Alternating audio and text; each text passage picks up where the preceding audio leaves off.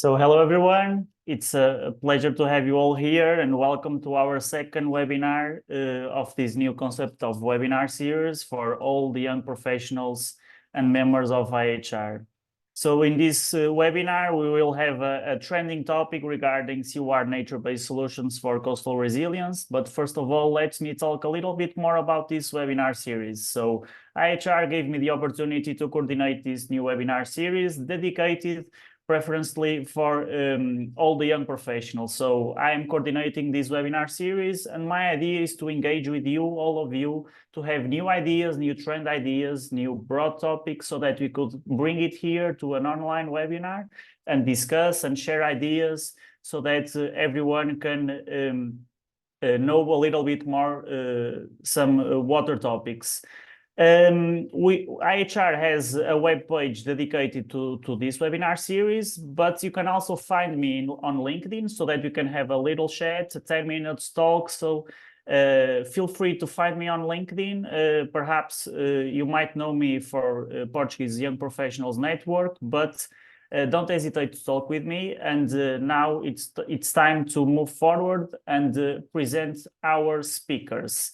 So as I said before, this webinar talks about seaweed nature-based solutions for coastal resilience. As you may know, nature-based solutions is a very trend topic nowadays because we need to find more resilience in our coastal areas and also mitigate coastal erosion. So we need to find some synergies between these topics. And for this, we bring very distinguished speakers. I would like to thank Barbara for accepting the invitation. Barbara is our first speaker. She holds a PhD in biochemistry and ecosystems, and she is currently senior geophysical and ecological specialist at IAHR, Portugal. Barbara brings here a presentation regarding AQUABREAK project. AQUABREAK is a nature-based solution combining seaweed aquaculture and coastal resilience. So Barbara, I will pass the word to you. You have more or less 20 minutes. Don't forget you all to put the questions in the Q&A sheet. Afterwards, Peter is going to be our moderator, but I will have time to present him. And now, Barbara, let's talk about your presentation. Thank you very much. Thank you, Francisco. I will start sharing my screen.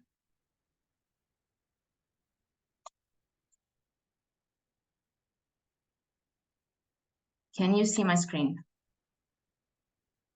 Yes, perfect. Thanks. Yes. Yes. Thank you so much, Francisco. Thank you for this opportunity. As you said, I come here from Hades to present our project AQUABREAK.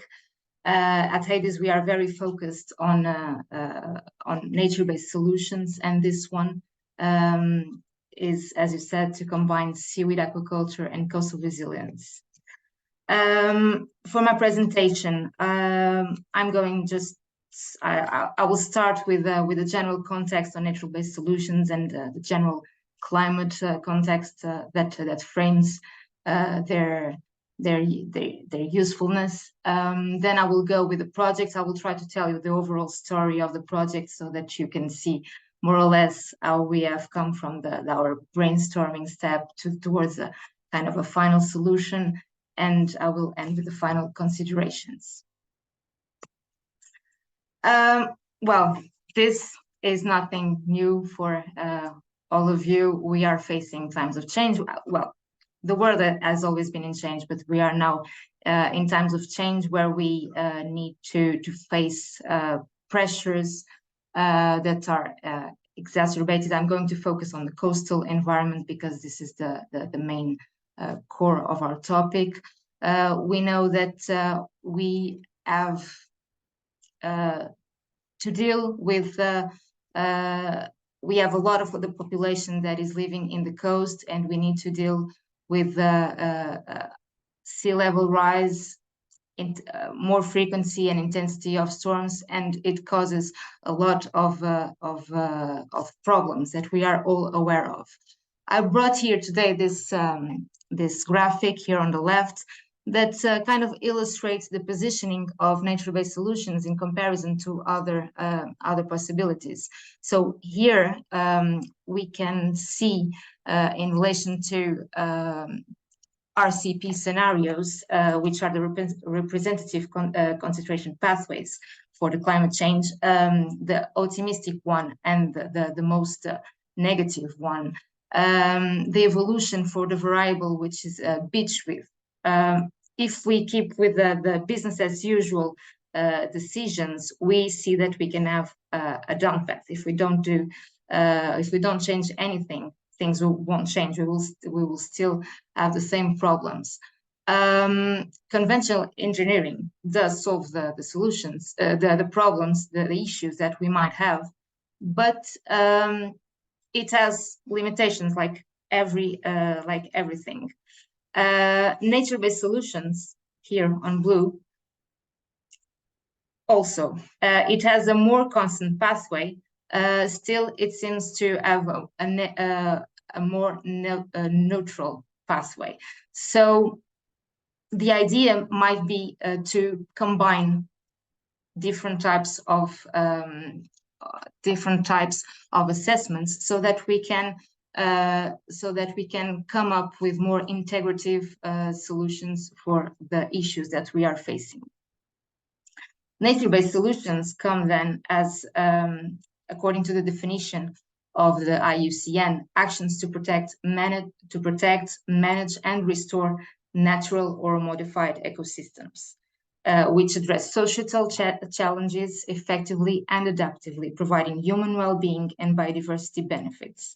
So nature-based solutions, basically, with nature-based solutions, we try to promote natural ecosystems that have this natural capacity to adapt to the environment. The organisms, they contribute to the shaping of the environment and to keep it in a good state. So this is the left side of the slide. You can see a lot of the examples of these ecosystems that we should promote their well-being, to find a natural way of keeping up with a good evolution of the assets that we are trying to protect. So this is for the natural way. On the right side of the slide, we have examples on how we can adapt the way these natural ecosystems act into nature-based solutions. For instance, you have here the example of farming, of mussel farm or macroalgae kelp farming, which will be the focus of this presentation. Other hypotheses could be the use of floating wetlands and the restoration of submerged aquatic vegetation. And how does this work? If we consider the cross-shore profile, we have several ecosystems inhabiting them. Of course, they differ according to the place where we are on the planet, but we can have ecosystems that contribute to changing the forces that are acting on them. For instance, they contribute to wave attenuation and current attenuation as well. If they are in good health, if they are degraded, then their positive action will not be effective, not at all. And then we start having problems. We start having hazards with loss of land, livelihoods, and assets. So the idea is to contribute to the restoration and protection of these coastal habitats that include the enhancement of engineering measures. So not only restoring the habitats, which is a great measure, but we can combine with engineering, and that would be that is also a term that is very used today, which is kind of greening the gray. So bring ecological enhancement aspects to coastal engineering assets. So by contributing to this attenuation of energy on the offshore dynamics, so that will translate into nearshore conditions that will be altered by these ecosystems, we have a lot of benefits that come. So not only for coastal resilience, not only for protection against high energy events or sediment stabilization, but we also can promote biodiversity. We know also that these ecosystems are associated to carbon sequestration. So we have a lot of benefits that can come from the implementation of such solutions. So from here, from this general context, we have our AQUABREAK projects, where the aim is to provide a nature-based solution that combines offshore seaweed aquaculture with aquaculture activities with coastal protection. Overall, how does it work? Is to create a macroalgae aquaculture farm that is strategically positioned in front of a vulnerable coast, so that this field of macroalgae will promote wave attenuation and thus protect the coast in front of which it is positioned. This is a project that is funded by Iceland, Liechtenstein, Norway grants, EA grants Portugal, and it's a consortium between AIDES, between the ICS, the Institute for Sustainable Construction from the University of Engineering of Porto, and the University of Stavanger in Norway.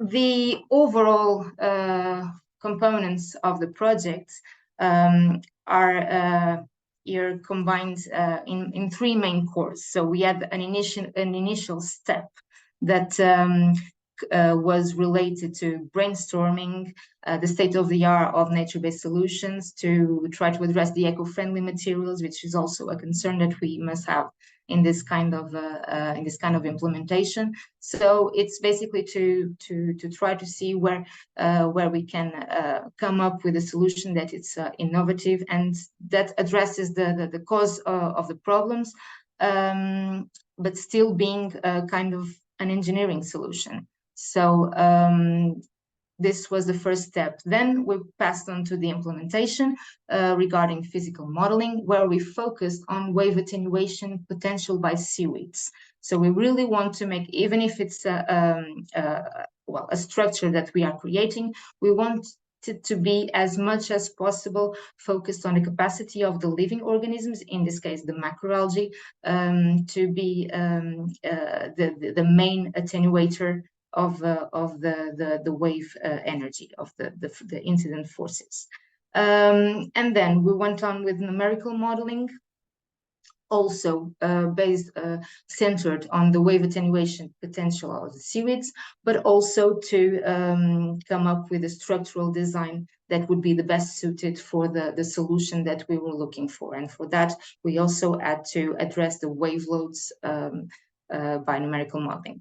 So all these three components together helped us to go to our AQUABREAK solution, the one that we will present at the end of this project. So starting the story from the beginning, the brainstorm on the framework of seaweed aquaculture and coastal resilience. So as I said, we had a main focus that would be that the seaweed would need it to be the main actor on the wave attenuation process. But also we needed to come up with a design of the structure, because one thing is that traditionally seaweed aquaculture is it's centered on the culture of seaweed, as the name says, but so it is not intended to withstand high energy wave conditions. In this case, we wanted to combine both. So we also need to come up with a structure that is robust enough to withstand these high energy conditions and this exposure on open seas. For instance, we are aware of this study here presented on the right from Buck and Bolges, that has addressed the the issue of putting seaweed aquaculture on offshore waters. And they come up with a solution, this circular solution, that is best suited for the organisms to withstand high energy. But then this solution might not be the best suited for protection of the coast, because we need to consider certain lands within the coast. So there was a lot of things that we needed to think about that were happening at this stage. Also, we wanted it to be a modular solution so that it can be easily adaptable according to the lengths of the vulnerable stretch that we want to protect, and so that it will be scalable and easily put wherever we would need to. After this step, so we went into physical modeling. This physical modeling was carried by our partner from ICS at University of Porto in their wave tank, in the laboratory installations. And so here I show you a little bit of the configuration of the wave tank. So where we have positioned the AQUABREAK and probes before and after, so that we could see the wave transformation happening caused by the presence of the AQUABREAK. And for the implementation, we here in these photos, I show you how we did the AQUABREAK. So we initially had this idea of using real algae. We were going with the help from Francisco here, so it is. There are a lot of logistics involved in bringing living material into this kind of installation. In the end, we had to go for a mimicking material, and the algae were represented by this material that you can see here. We had different configurations, different sizes of the AQUABREAK. We considered 2 water depths, and we have made an assessment of wave energy, the typical wave energy, wave conditions, attending the Portuguese coast. And from this analysis, we picked the conditions that we were testing in the laboratory. I'm going to show you here some results. I'm sorry, this went too fast. Some results. Basically here, what we have is the relationship between in the x-axis from the AQUABREAK length. So we tested 3 lengths, 50 meters, 100 meters, and 150 meters, with the dumping coefficients. And what we can see is that for both water depth that we tested, there is kind of almost there is a growing relationship from the wave attenuation potential increases with the relationship between the AQUABREAK lengths from the wave lengths, meaning that the higher the AQUABREAK lengths here for the 200 meters, the bigger, the higher the wave attenuation percentage, and it goes up to 50%. So that was for the physical modeling. Then on the numerical modeling, we just recreated with SWOSH model. We recreated the conditions from the physical model, and it tried to cross-validate our results from the numerical model. And what we have here is that we have kind of a good relationship between the physical model results and the numerical model with SWOSH. So here on the black lines, they show the results without AQUABREAK solution, so the control, and the blue lines show the results for with the different length. I'm sorry, with the AQUABREAK for 50 meters length. The circles are the results from the physical model, and we do see a difference, a dumping of the energy with the model. And the different lines here are the calibrations that we have done for the drag coefficients. So far, both with physical model and numerical model, we have had good results for wave attenuation potential for the seaweed field that we were investigating. So here, so far, we have focused on the potential of attenuation from seaweeds. Now, these numerical model results, done with open foam, they show they were performed so that we can assess the better structural design that we could get for a structure that is going to be subjected to high energy conditions. So these works were performed by the colleagues from the University of Stavanger. And we have here the wave-induced loads for the base of like the modular, the basic structure of the AQUABREAK, where we have calculated the lift forces and the drag forces, which are the ones that are then going to be later used for the design of the overall structure. We have also considered the induced loads on the aquaculture area using porous realistic surfaces for the extreme wave conditions. So the use of such complex structures like the seaweed is something that is usually difficult in this kind of model. We have also tried to assess that here again, calculating drag forces and lift forces associating to that, so that we can get the maximum values for the forces acting on the structure, considering the buoys, the seaweed, all the components associated to the structure. So now that we have the forces acting on the components, then we pass to the real design of the AQUABREAK, of our final solution that was intended to be robust, to withstand this high energy for the coastal resilience purposes. And here I summarize all the components that we consider in this assessment, namely the buoys that will help the structure to float and to mark their position, because it's important that it is seen as it will be in marine space, where we address the buoy radius, buoy volume, and materials. As I mentioned, the materials were also an important part of this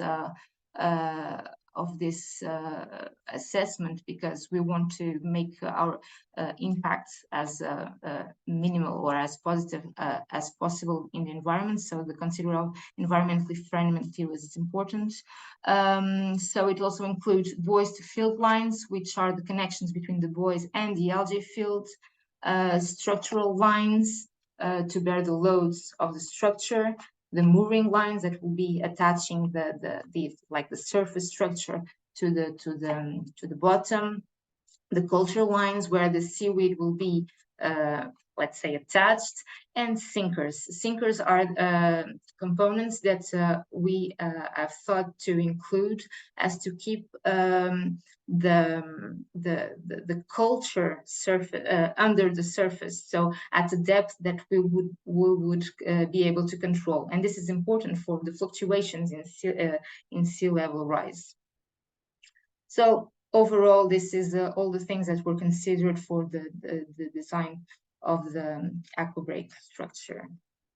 Now, just to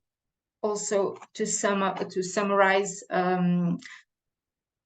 because we want to have a combined solution of coastal resilience and seaweed aquaculture, we had all these parameters that we thought that are important to address when we are designing this kind of solution, namely the length of the seaweed of the culture field, the culture of macroalgae that we have understood that is important for the wave attenuation purposes, and the distance between the culture lines as well as the distance between the individuals within the culture lines. This is important for the density of the field, which will also impact the wave attenuation capacity of the macroalgae field, but this is also dependent on the needs of these organisms, like namely the light needs that they need to have a good growth.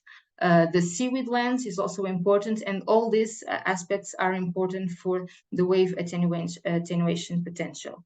And finally, the distance of the overall structure to the coast is also something important to address and to understand regarding the conditions that we want to for the coastal resilience purpose, because if we put it too far away from the coast, we might the effect that it might have might get lost on the coastal side. But if we put it too close to the coast, then we also have issues, because maybe more social issues, as people will not probably like to have a seaweed aquaculture when on their feet when they go to the beach. So this is all overall parameters that we think that are important for the design of the solution.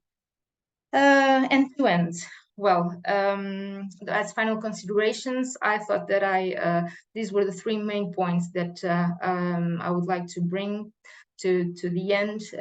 So seaweed aquaculture presents a good potential for wave attenuation, which was also already previously presented by other studies, and we have also confirmed that with data, provided that the structure design is adequate for the incident wave climates, because this is not just about aquaculture, but also coastal protection. So the idea is to put it under harsh conditions, so the structure needs to be robust.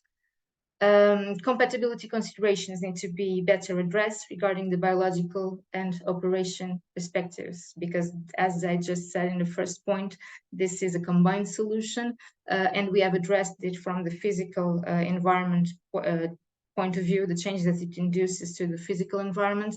And one thing that needs to be better addressed is the biological resistance of the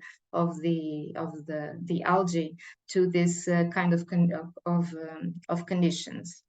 And finally, all the works that we have performed, they prove to be very useful, very enriching in terms of data and knowledge, but now we need to get into the field and really test this. I think for most of the natural-based solutions, it's something that is being talked about, but we need to start doing and going to the field to really test how they do. This is what we want with this AQUABREAK, with our AQUABREAK solution. I present here an hypothetical field of algae that would be created for this purpose. But also with restoring the natural environment and the natural kelp forests, like Francisco will present with his project BlueForesting. So it's anyways, I think it's all beneficial for everyone. And finally, I would like to thank all the AQUABREAK team here that everyone contributed to this work, and IAHR grants for the funding of the works that we have carried with this project. And that's it. Thank you very much. Barbara, thank you very much for your presentation. I mean, we have here a very innovative project, but as well very complex and challenging. But I think that's the path for a more clear solution to put on the field. So thank you very much once again. Thank you very much. Now it's time to pass the word to Francisco Arenas. Francisco Arenas comes from CIMAR, and he holds a PhD in the marine ecology, and now he is the leader of the Bentic Ecology Environmental Solutions team at CIMAR. So Francisco will present, we'll talk about BlueForesting, the fostering climate change ready marine forests. So Paco, the floor is yours. You have more or less 20 minutes. I will just remind the audience to put the questions in the Q&A, and later on we'll answer all of your questions. Thank you very much. Francisco, let's talk about your project. Okay, can you see my screen? Yeah. Yeah. Okay, good afternoon, everybody. I am Francisco Arenas, but well, yeah, as you say, I'm back off for most of my colleagues because this is a Spanish nickname for Francisco. I work in CIMAR here in Porto, in Portugal. And what I'm going to do is, first I want to thank all of you for the opportunity, and also to thank Barbara because she did a great introduction about this subject of nature-based solutions.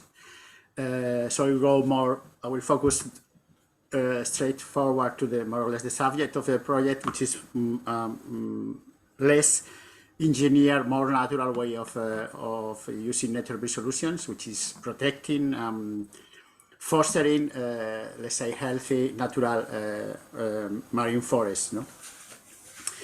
So this is about BlueForesting, which is a grant project like the one of Barbara, like AQUABREAK, and we are closing the project next week. I think Barbara is also, because all of these projects are ending at the end of this month, so we are just probably doing the last writing deliverables and these kind of things, full of stuff going on in these projects. So I'm going to introduce a little bit about seaweeds, about marine forests in particular, which is what is known like a marine forest. A marine forest is basically, if you dive here in the sea, in some core areas, especially in core areas of the oceans, you can find these large brown seaweeds that cover the rocky shore bottoms. They are, let's say, the equivalent of terrestrial forests. They are very complex 3D habitats where they provide a lot of services for humans as well. So that's why they are called marine forests, okay? In this case, as you can see, these are laminarias from here, like kelps. They are known like kelps. They are large brown seaweeds. So as I say, these brown seaweeds, these marine forests are typical from cold oceans, from cold coastal areas, let's say. They occupy approximately 25% of the whole coastal areas of the planet, like between 6 and 7 millions of square kilometers. They are highly productive. They are highly diverse as well.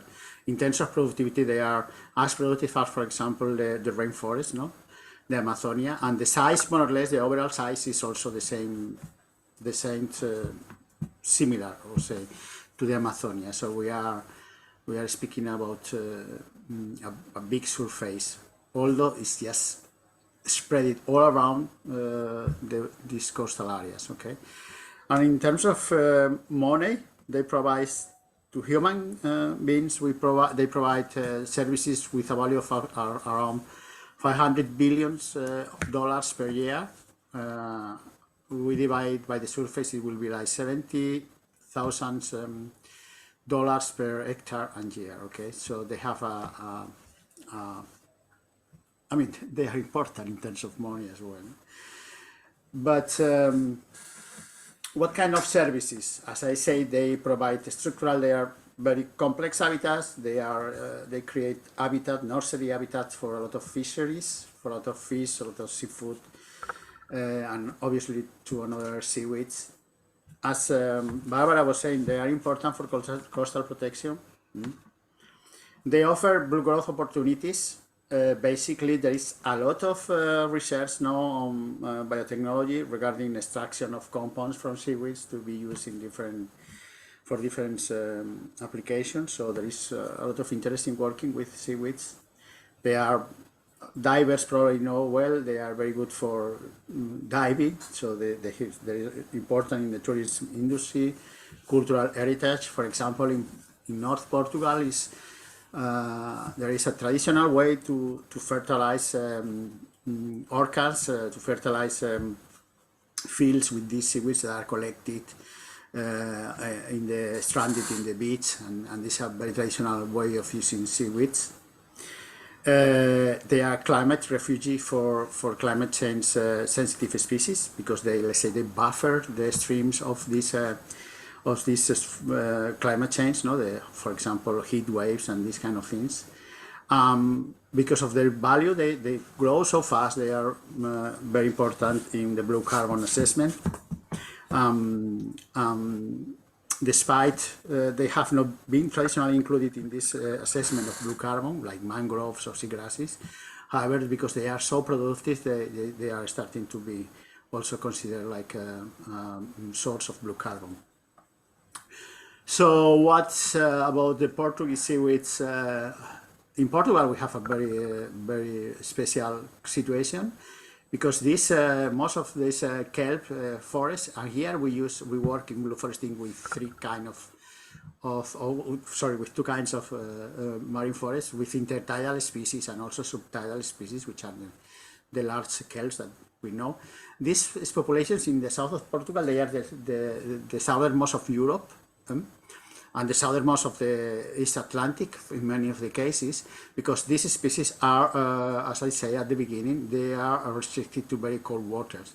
But because we have a very strong upwelling in this area of the Iberian Peninsula, in this corner of the Iberian Peninsula, in Galicia and North Portugal, the seaweeds are here as well. They stay here like a relictic populations, like they are here since the last glaciation, like 20,000 years ago. No?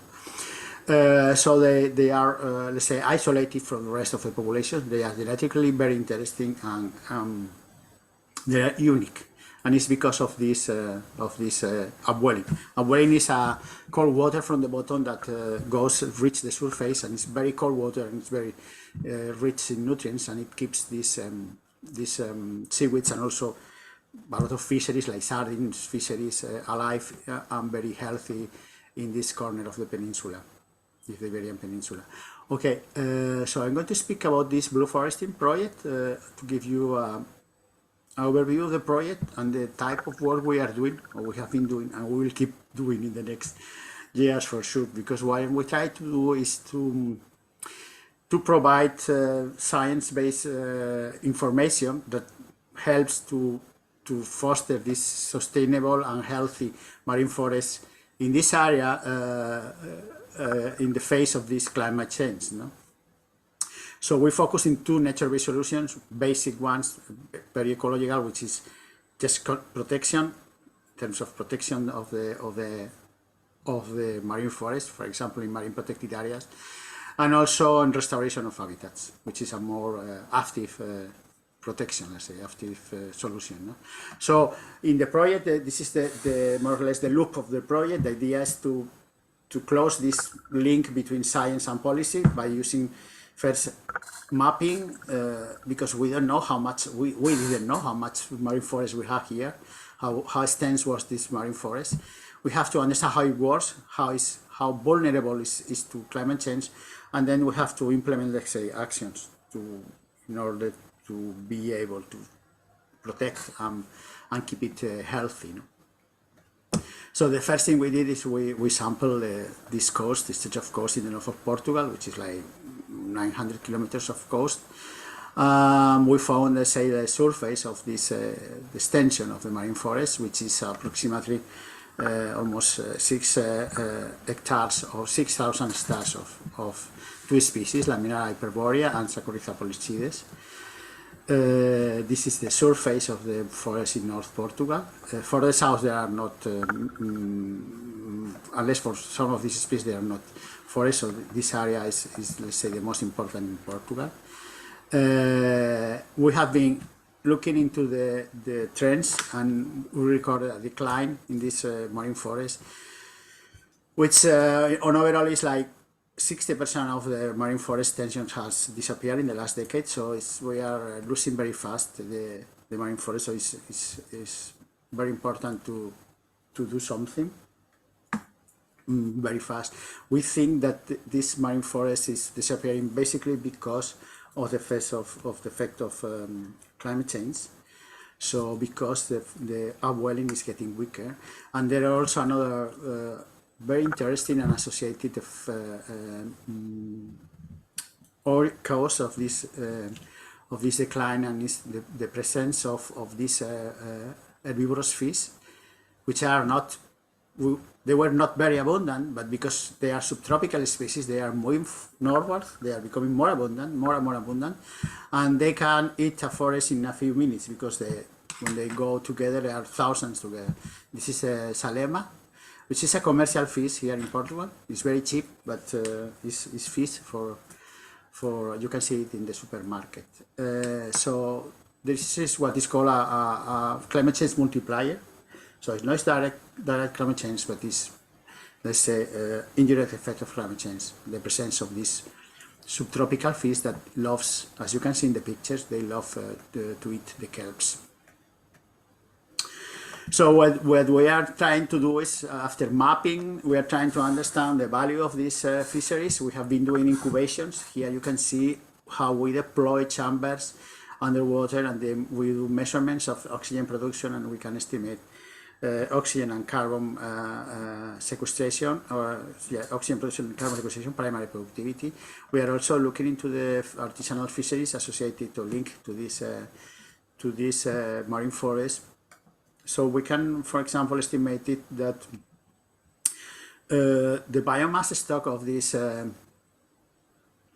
marine forest in North Portugal is almost 20 gigagrams of carbon, which is like 20,000 tons of carbon, and approximately 5,000 tons per year of this carbon is probably exported somewhere else to another, to soft sediments in deeper seas. So this part of the carbon, let's say, is sequestered.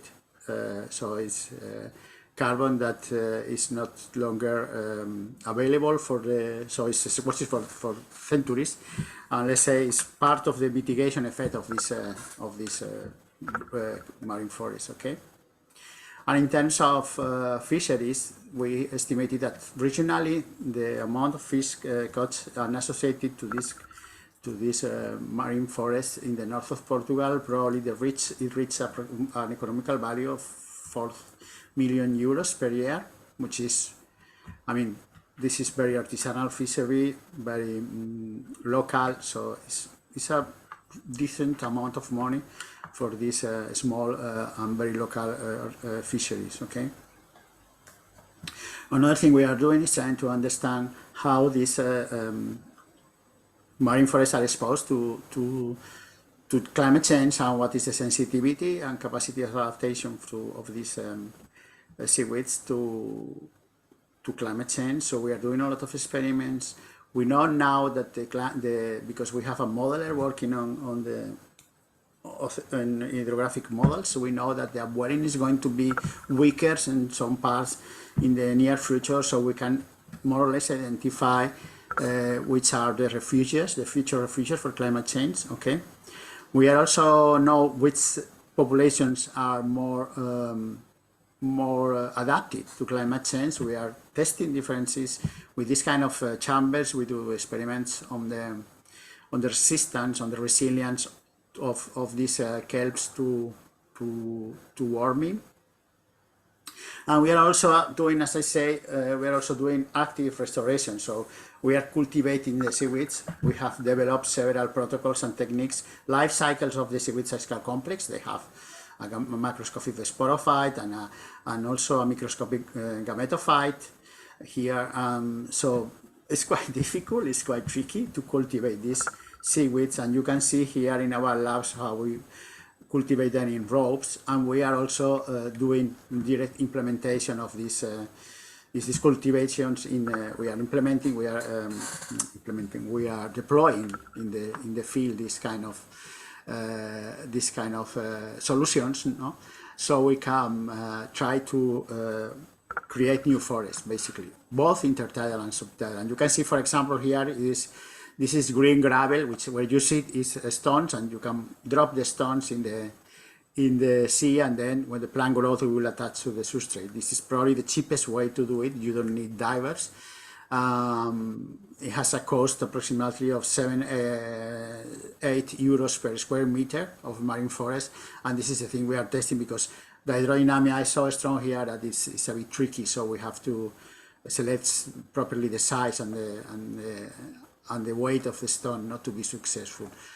What else? We are doing a lot of outreach efforts, and we are also trying to understand how much the people wants to pay to restore marine forests. If the people is willing to pay some money, for example, and these kind of things. We are doing a lot of surveys, both at local and also national way.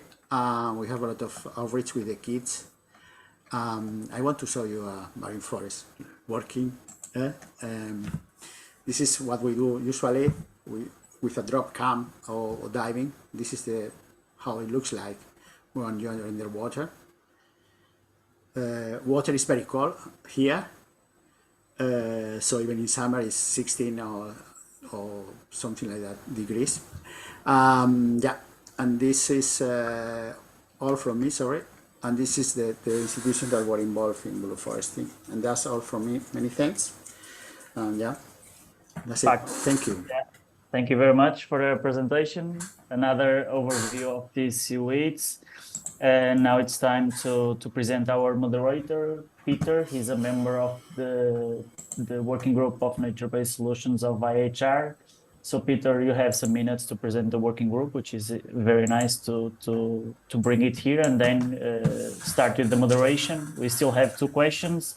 I will invite you all to put your questions and indicate which will be the speaker that you want to have a clear answer for your questions. So Peter, thank you very much for accepting this role, and let's start with the moderation.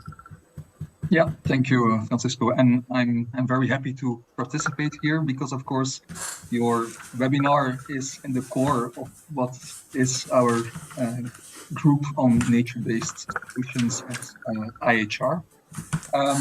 Just to give some advertisements on the group itself, perhaps.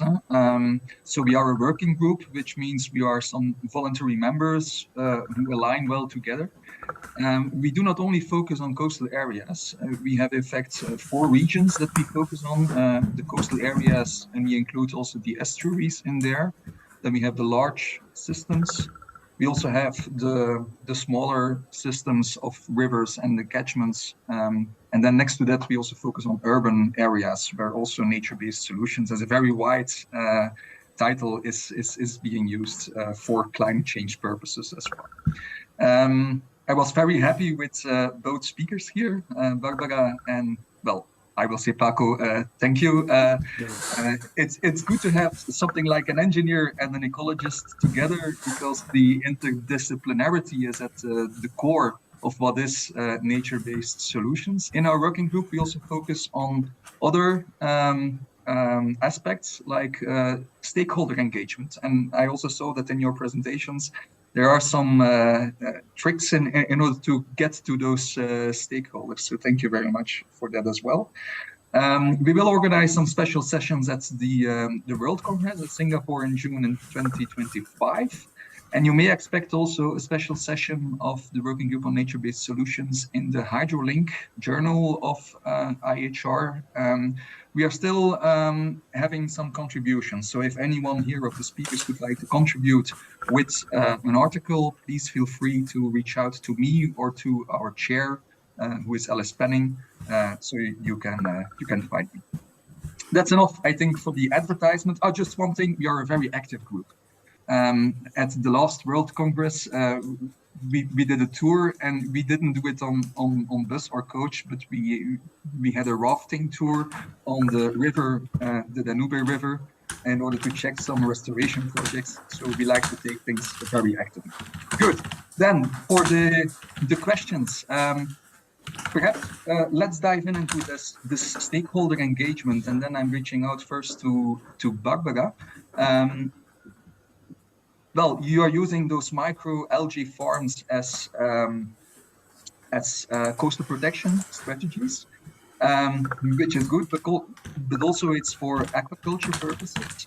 So you know if there are any companies or like farmers that are interested in actually doing those aquaculture projects, that's one thing. And secondly, can they also be paid extra for their ecosystem services that they deliver for the coastal protection by, for instance, coastal communities or something?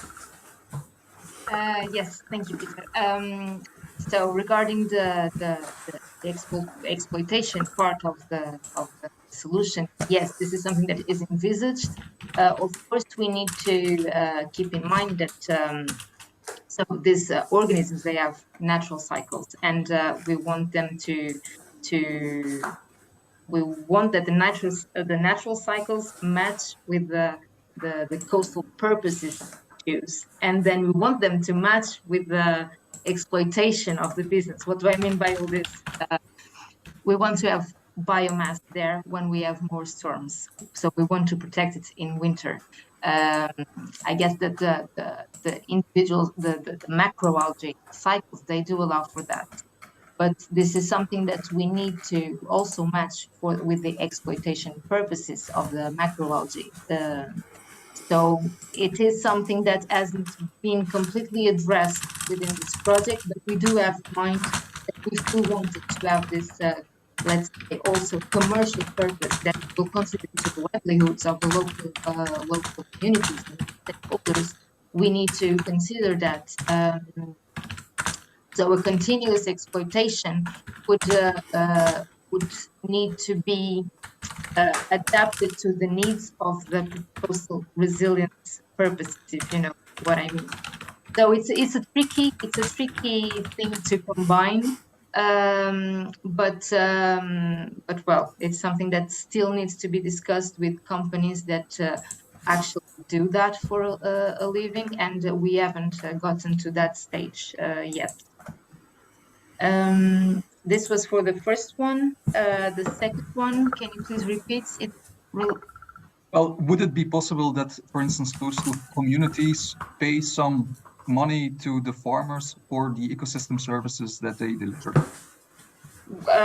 Why not? Well, so this type of solution, it does contribute with several ecosystem services, and as you have like carbon credits, and you can also have other types of credits. It could be kind of a community business that could to get an involvement of local people so that we can get all benefits for everyone. That's something that we haven't thought about, but it could be a way of addressing and to keep it viable, economically viable as well. Okay, thank you. Well, Paco, perhaps then also to you, do you agree on that? Because I also saw in one of your last slides that you try to involve the coastal communities also then for the restoration of those bioforests. What's your expertise or experience in that? Yeah, we are starting now to involve people. So far, there is a traditional use of kelps here, as I say, for the orcas, for the vegetables to like compost, to create a compost.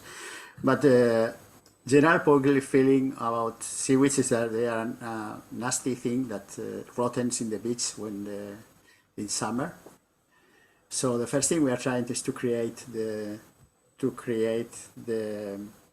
give the information regarding the value, the real value, how link, for example, our kelp forests link with fisheries, plus the small fisheries, artisanal fisheries, for example, octopus fisheries and this kind of, or seafood fisheries, which are very, I mean, they are habitat. These kelps create habitats. So the first thing is for the general public is to give them the information about the value of the services provided by these kelp forests. Obviously, the fishermen, they know very well about the kelp forest, and they know how important they are. But yeah, our first task was just to create the awareness, because in other parts of Europe it's more. I mean, there is not a direct cultivation of kelp forest here in North Portugal. The sea is very rough. I mean, the engineers like Barbara, they are working hard, and in the future we'll have probably aquaculture, but not yet. So there is not a direct extraction of kelp forest. So just trying to recognize the value of is our first step, okay? And then let's see the next ones. But we start step by step, because For most of the people, the kelps are something rotten, that nasty and stinky in the beach when they go to have a bath, you know. So they don't like them too much. Okay, good. I will stick to you because it relates to the next question. If you are going to put some aquaculture of kelps, for instance, at regions where they don't used to be, how do you expect them to survive in there? So what is your insight on putting a nature-based solution somewhere where it isn't by nature itself? Would it be successful? I mean, we have conditions here for the kelps to survive well. The only problem is more an engineer issue. It's like the fact that we have 6 meter waves in winter. But what I see is now that because Portugal is a small country, but it has a huge ocean in front of it.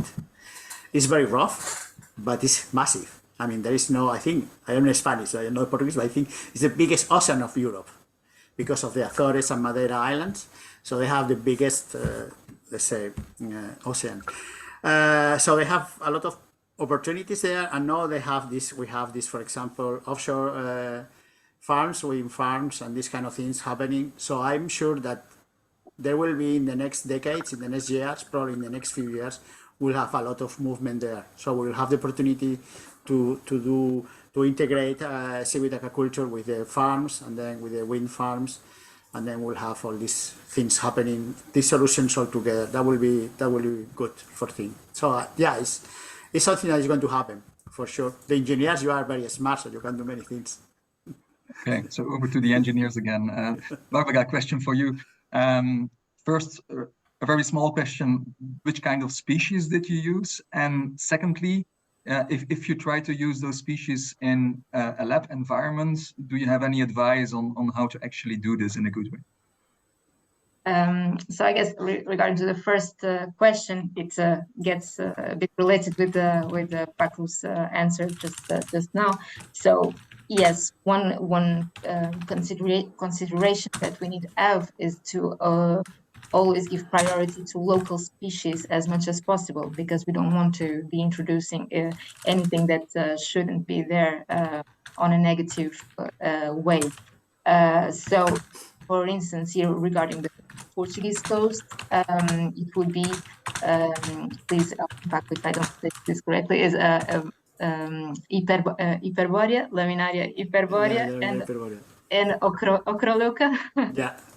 And Laminaria ocroleuca. So these, I guess, are the two main species that occur here within the Portuguese coast. So this would be the priorities, and that's why maybe physiologically, so their aspect.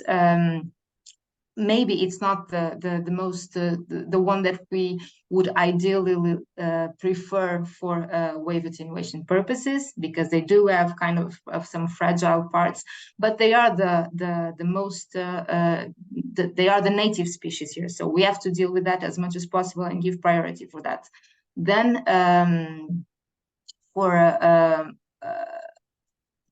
so we give priority to local species as much as possible, and these are the two species that were considered within our study. Regarding the lab tests, so this is something that we envisaged, and we were really wanting to, and Paco's team was willing to help us with that, and unfortunately, we didn't manage to. Well, it was more for timely purpose, project timing purposes, rather than really being able to do it. I think that, well, from the implementation, the overall implementation of the scale model, scaling is a problem with biological material, because. So the model that we used, it was at a scale 1 to 40. It means that it's 40 times reduced regarding the reality. So the individuals that we would need would have to be like tiny representations of the reality. Let's say if we have an organism that has 1.5 meters length, we would have to have one that is that is 40 times smaller than that one. And that is a problem, because how do we do that? Do we use baby individuals, like small ones? They might not have the same resistance that an adult one. So this is something that is also tricky to address, because but we can use also grown individuals where we can cut a small piece and try to use them to represent it. So there is a lot of practical issues in terms of really modeling the individuals as they are that is difficult to assess, and this is one of the reasons why it is not usually done that physical models use real organisms. Another one is that you need to keep conditions for them to stay alive while we are doing the implementations, and this is something that well, it would have been possible with the help from Paco's team. So you need to keep saltwater conditions, but that on the other end might not be very good for the installations of the laboratory facilities, because saltwater is corrosive and it damages the instruments. But well, that could have been addressed, and also I guess aeration. So keeping the aeration of the tank would have been important. So there are a lot of things that are very tricky to deal with, and that's why it's not so straightforward to use living organisms like algae in this kind of experiment. So the best thing to do will be to put something at pilot scale, at full scale, I imagine. And yes. I think this will be the final question in view of time. Can you elaborate a bit more on the pilot itself? Do you already have a location you want to do this? How large will it look like? What kind of species will you put there, and so on? Yeah, we have ideal locations. Well, ideally, we would put it in front of a vulnerable coastal stretch that we know that already has problems, like within the coast. For example, I can remember now, like here in Portugal, we have several places where it would make sense, maybe Vagueira and Ovar, and which are coasts that have erosion problems related to the action of waves, and so this would be like really exposed, putting the solution where it would make sense. Of course, this is all. Well, to go into the marine space, you need permissions, and to go with this kind of solution, you need investment, you need funding, you need permissions. There is a lot of other things involved. So we are addressing how to do this. It's for the AQUABREAK 2 project, I suppose. But yes, it is an important step, because if we want to really understand the weak links of the solution, you need to really test it on a larger scale. Yeah. I guess that in terms of dimensions, well, for a pilot scale, we would definitely go for something not as well. It would have to be as big as needed regarding the conditions that it would be facing. Okay. And next to the scale of the pilot itself, and then I'm referring to Paco again, we also have to imagine the scale of the species itself. It must be large enough in order to adequately take out the energy of the waves. But what if the local species are not that large? Yeah, well, yeah. Well, there is also seasonality, so the species is large. Even where it is large, it can be large just for a few seasons, and smaller, for example, in winter, where the waves are bigger. So there is some concepts to consider here. But in most of the places, there are always, let's say, seaweed. The largest red seaweed in the planet, I think, is Gratilupia turuturu, which is an invasive species here, but it's from Japan, from the Pacific, and that can reach 1.5 meters, so it's quite large. Most of the red seaweeds are smaller, but brown seaweeds, they used to be large. So in the tropics areas, the seaweeds are more, in tropical areas, they are more smaller. But I guess that there, the problem of wave size is not that relevant. So this is more relevant for these temperate and cold areas of the ocean. So we have, in these places, we have native big seaweeds always. So yeah, there is a solution, I guess, in the native things. Anyway, all the flora and fauna of the planet is getting very homogeneous, so we have everything everywhere nowadays. So you can use one invader that is already in place, maybe if you need it. If there is no any plan B, you can use invasive species or introduce species. Okay, so the best solution is a nature-based solution anyway. That's what. Yeah, I guess. Okay, So, yeah. we will leave it with that then. Over to Francisco again. Thank you. Okay, Peter, thank you very much. I mean, it was a very nice Q&A session. I mean, everyone loved the webinar as far as I have been reading through the comments. So we end up this webinar reminding you that feel free to send me a message to have a 10-minute talk for the following webinars. I mean, we are all open to the various topics that you might want to bring it here. So thank you very much once again for coming here, for register, for listening to our very distinguished speakers, Barbara, Paco, and Peter. Thank you very much once again for being here, for sharing your projects, ideas, and once again, thank you very much, and we'll see you soon. And that's all from my side. Thank you. Thank you for the invitation. Thank you. Thanks. See Bye-bye. you soon. Bye-bye. Thank you very much. Bye-bye. Bye.